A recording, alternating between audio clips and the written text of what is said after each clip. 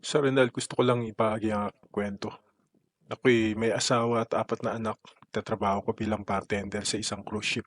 At unang kontrata ko lang po dito. Mahusay ako sa paggawa ng mga inumin at pagiging magiliw sa mga pasahero.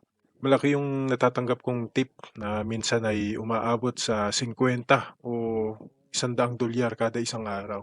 Ngunit sa kabila ng tagumpay ko sa trabaho, may isang bisyo po ako na hindi ko talaga matalikuran, ang alak. Bago pa lang matapos ang duty, lasing na ako. At di pa ako kontento doon dahil after ng duty, madalas pang nagkakayaan ng inuman sa kabina.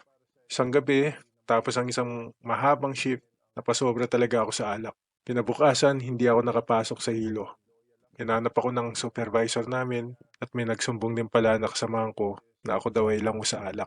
Kaya ayun, naimbitahan ako at pinatawag ng security para sa alcohol test.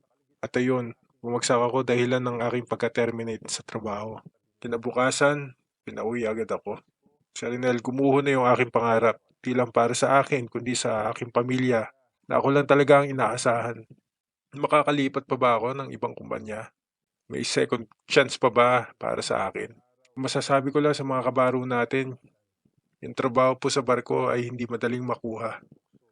Kung nariyan ka na, huwag mo nang sayangin dahil sa bisyo o maling desisyon.